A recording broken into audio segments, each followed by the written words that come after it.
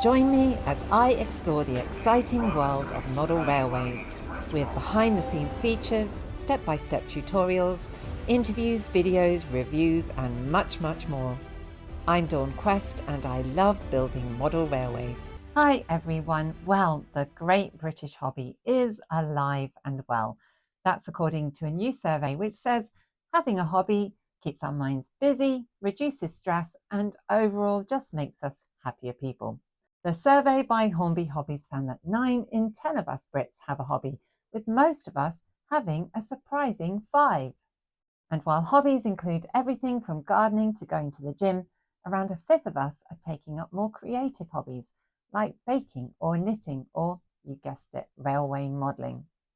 The hobby industry has grown by 2% since 2020, with over 60% of us using hobbies to boost our mental health. What I found most surprising about this survey is that the model maker no longer fits a traditional mould. Almost half of enthusiasts are now under 35 years old, and 28% are female, proving that modelling really is a hobby that everyone can enjoy. And perhaps most surprising of all, we're happier when we hobby together, and happiest of all when we participate in a hobby with our partners or spouses. 53% of people who have a hobby with their partner say they're satisfied with life, compared to 46% of people who hobby with others, and 42% who enjoy hobbies solo. And that's compared to just 34% who don't have a hobby at all. Now get this, on average, Brits are spending around £36 a month on their hobby. I think in our hobby, we're spending just a little bit more than that. But on a really positive note, 3 in 10 Brits say they're interested in taking up a hobby in the next 12 months. Earlier, I spoke to Olly Raeburn, CEO of Hornby Hobbies, who explained more about the survey itself. Olly Raeburn, CEO of Hornby Hobbies, delighted to have you join me this morning. Thank you for having me. So this report, it's a fascinating report into hobbies and the Brits' love affair with the hobby, if you like. What was it that inspired you to commission the report in the first place? Well, I mean, unsurprisingly, hobbies and hobbying is a huge part of what we do here. It's all the things we produce are about servicing that passion for people.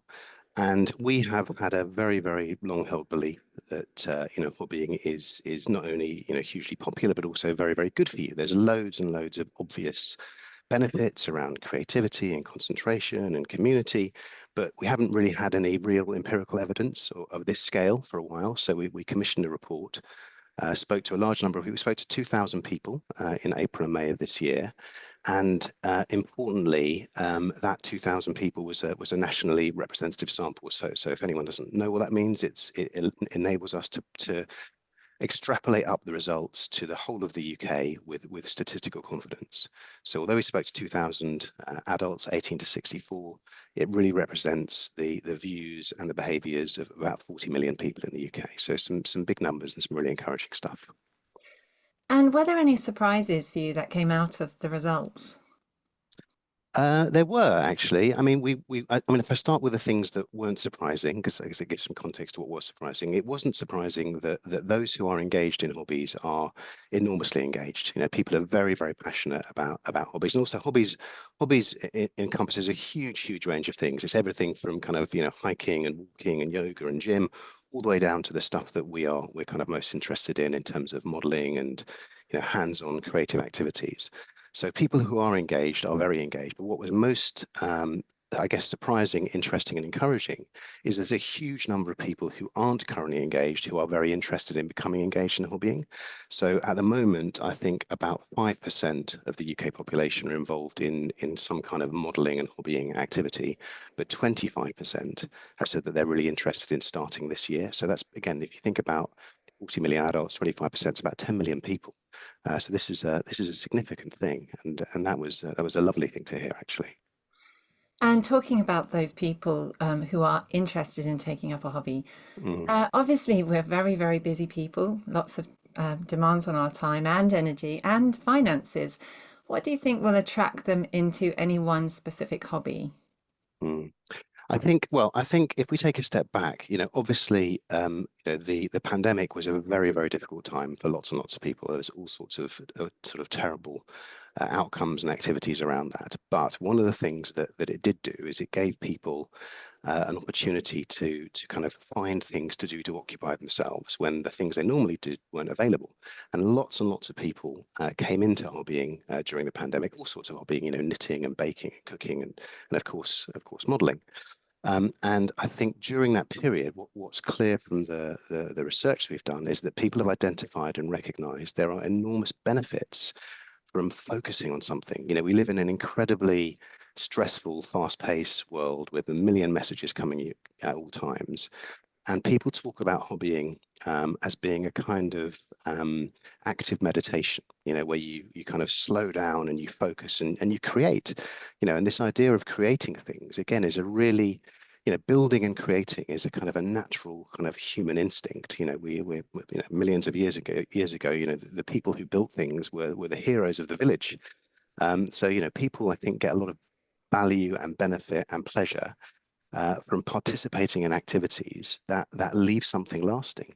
And the beauty of it is you don't have to be brilliant. I think there's a misconception that someone who has a hobby is great at it or they are an enthusiast. And the beauty of a lot of this stuff is it doesn't really matter what the outcome is, certainly not at the start, because you kind of you improve, and that's one of the benefits.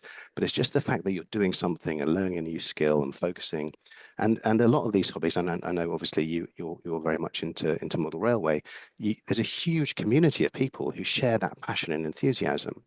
And engaging in a hobby is a gateway into some of that stuff as well, which I think is a lovely thing for people to get involved with. Are there other surprises from that report? I think couple of other surprises were the kinds of people that put their hands up and said, "We are interested in starting hobbies." There is a kind of a received and perceived wisdom about hobbyists and enthusiasts that, and with the greatest respect to yourself, they tend to be sort of older men generally. I'm sure that's something that you've kind of butted up against, in your previous work and previous interviews. But what we saw was that the two or three groups that had the highest potential for taking up hobbies were actually groups that we're not massively engaged with at the moment, just because of the history and how it works. So women as a group, were they statistically represented as being much more interested than kind of the average population. Also 18 to 34-year-olds. So there's a huge perception that hobbying is for kind of older people with more time on their hands and who've, developed ideas over many years. And then also Black and minority ethnic groups. Again, not hugely represented in traditional modeling, but again, very, very interested in this stuff. And the other thing that was interesting is when we talk to people about their hobbies and sort of how engaged they are in stuff. Firstly, I think about as over 90% of the people we spoke to said they had some kind of hobby. And on average, people had about 5 hobbies. Now, again, there's quite a broad thing. What is a hobby? From, as I said, it's from gym and walking and yoga to cooking and baking and actually modeling. But what we saw was that younger people tended to have many more hobbies than older people. So the kind of the hypothesis is that as people are younger, they're trying lots of different things. And then over time, they kind of build up a greater interest in some of them, and that number of things kind of reduces. So again, the surprise to us was how much of an opportunity there is to engage with new audiences, not just younger people, but different kinds of people to bring them into these wonderful experiences. Looking at that younger demographic, I noticed the under 35s, are very interested in taking up a hobby in the next year. I think that's what I Mm, read. How much of that is due to social media, do you think, the dissemination of hobbies across Instagram and YouTube and Facebook? yeah. It's got to be a huge part of it. I mean, people only know what they know and they only see what they see. So, whilst in many ways, there are loads of fantastically positive things that come from the kind of the digital revolution. There are some challenges as well, but enabling people who wouldn't be exposed to this kind of stuff to see it and to very, very easily tap into communities and see how-to videos and ask questions of people who are more experienced. It's hugely important, and people love to share stuff as well. Of course, one of the great kind of principles of social media is that you show people what you're doing and you show them how wonderful your life is. But actually, showing people what you've made, showing people how you're progressing, creating things that didn't exist before and showing people what you're capable of. That's a big part of it as well. So I think it's very important. Other companies are certainly moving into areas where they're trying to attract more female hobbyists. For example, Lego has Lego icons, and one of their products is a bouquet of roses. Does Hornby Hobbies have any such plans, or are they in development, or something in stock at the moment that you think is now attracting those underrepresented hobbyists?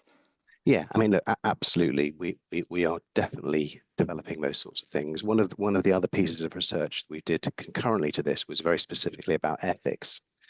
And what we found from talking to Airfix customers is that the customers who are currently engaged in Airfix love the subject matter that we develop for Airfix. There's a lot of militaria, there's a lot of planes, there's a lot of tanks, and all that kind of stuff.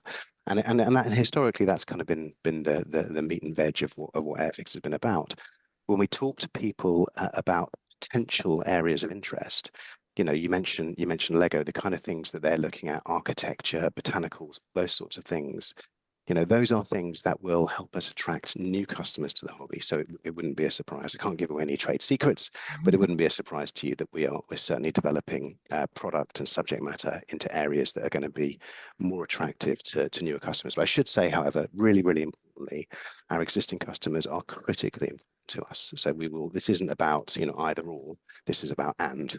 I was surprised to see that the average person spends £36 a month on their hobby. I know the hobby that I'm involved in. Often they spend a lot more than that. Yeah, yeah. And as you may have seen the interview, I was talking to Pete Waterman. He said the myth is that model railways is an expensive hobby. Mm. Do you think expense or perceived expense could be a barrier? It definitely is a barrier, but as you say, it's a perceived barrier. So that some of the barriers were, I don't have time.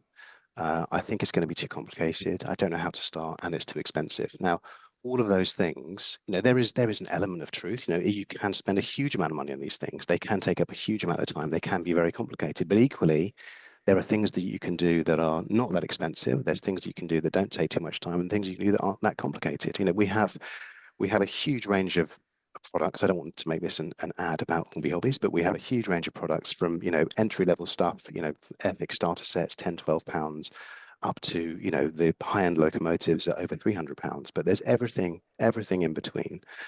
So, I think, one of our challenges and challenges for the brand guys and the marketing guys is to try and reach out to new audiences and debunk some of those myths, make it clear that some of this stuff is really easy to get into, some of this stuff you can get into without a huge expense, without a huge commitment to start with. And the range and breadth of things you can do is almost infinite. What would you say to somebody who's thinking about taking up a hobby? What would you say to encourage them? I would say give it a go. I would say start small, start simple, and I would absolutely remind people that the objective isn't to produce something beautiful straight away. The objective is to do something that's enjoyable and fulfilling, that gives you some focus, takes you away from the screens for a bit, and build from there. The barriers to entry are actually, practically nothing, and I would just say give it a go. And finally, what do you think, in terms of our mental well-being, are the benefits of having a hobby? There's a huge number. I mean, there was a piece of research done a couple of years ago with Brunel University and Models for Heroes, which showed that scale modeling and modeling activities for veterans, for example, really helped them with their mental health, help them become sort of more calm and more focused. So at a kind of more serious end, there are some very sort of well documented, medical benefits. But from a kind of more general mental health perception, it's about concentration, creativity, focus. As I said, getting people away from the screen times, and task completion, motor skills development. The benefits are endless. But ultimately, what it comes down to is it's fun. These are enjoyable things to do, and you end up with something. And like I said, it doesn't matter what it is. The fact that you produce something is a very fulfilling and well documented thing. Olly Raeburn, CEO of Hornby Hobbies, thank you so much for your time this morning. Thank you, Dawn. It's been a pleasure. Interesting stuff. And what I take from the survey and from speaking to Olly is this growing demographic who want to take up a new hobby in the next 12 months. And also that we're happier when we hobby together. Now, there's an opportunity for model railway clubs How are you going to attract the under 35s and women? There's your challenge.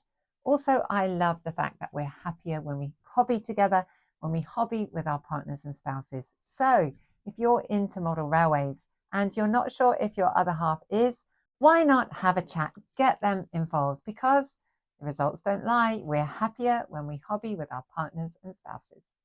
If you like this video, please do like, share and subscribe, and hit the bell to be notified of all my future videos. And why not browse the shop at modelrailwayquest.com/shop. And to receive a 10% discount on everything in the shop, become a Questie. Join the Model Railway Quest membership to receive that discount and a whole bunch of perks and goodies. Details on how to join are above. I'm Dawn Quest, and this is Model Railway Quest.